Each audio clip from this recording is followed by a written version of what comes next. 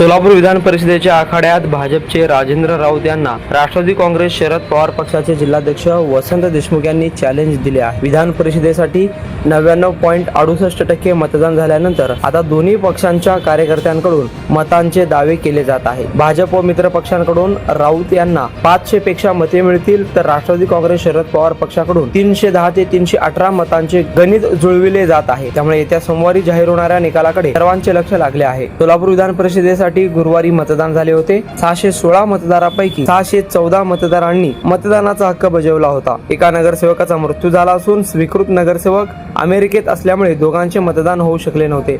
मात्र उर्वरित 614 मतदारांनी मतदानाचा हक्क बजावला।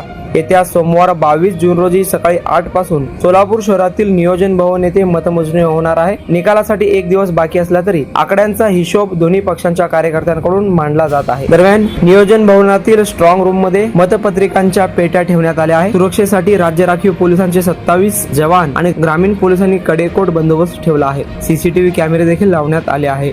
राष्ट्रवादी भाजप कार्यकर्त्यांनी देखील पहारा दिला आहे। भाजप राष्ट्रवादीचे कार्यकर्ते देखील पहारा देत आहेत।